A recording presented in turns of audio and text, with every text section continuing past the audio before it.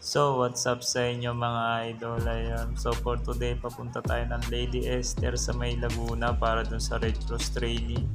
Ayan nga pala yung truck na Tiger truck ng MDRRMO. Ayan. So, pang rescue yung truck na yan. Merong salbabida sa ibabaw yan sa bangka. Tapos, merong propeller yan para sa bangka na dalawa. So ito, papasok na tayo ng MCX para mas mabilis yung biyahe natin. Ayan yung mga kasama natin. Meron pa dun sa kabilang sasakyan. Ayan o. So ito na, pasok na tayo ng MCX. Ayan.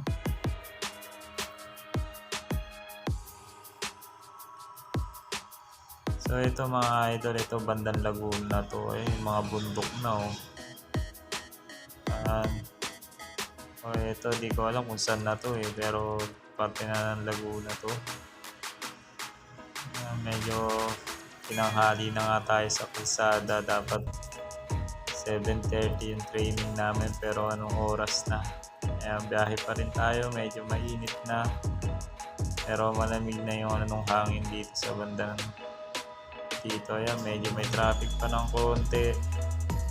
So ito, papasok na dun sa Lady Esther. Medyo looban kasi siya pero napakaganda ng spot na yun. So ito, medyo malapit na, excited na ang lahat bumaba. Ayan na, Lady Esther, touchdown na tayo. Ayan, so bababa lang tayo para makapasok na dun sa loob. Ayan, excited na ang lahat.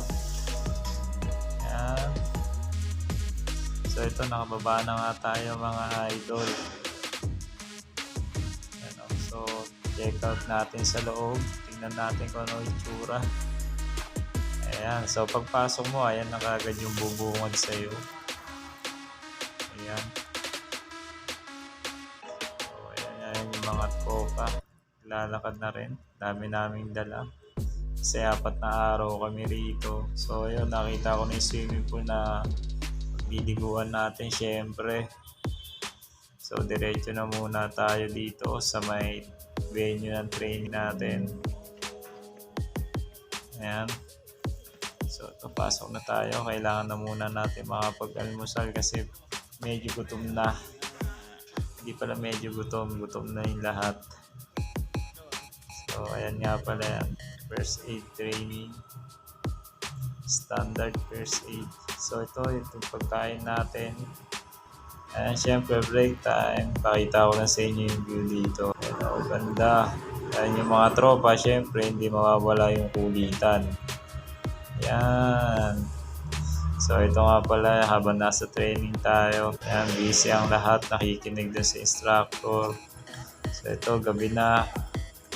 Ayan, papunta namin sa aming kanya-kanyang kwarto. Ayan. So ito swimming pool na to, bukas na tayo magkita. Pagod na, kailangan na magpahinga. So ayan yung mga kwarto mga idol. Ayan o. Ayan, sila yung nag-assign sa amin kung sino yung magiging kasama namin sa kwarto. Ayan.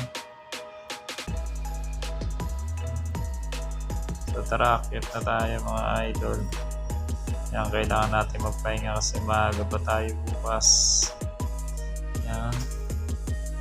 Check out natin yung loob ng kwarto.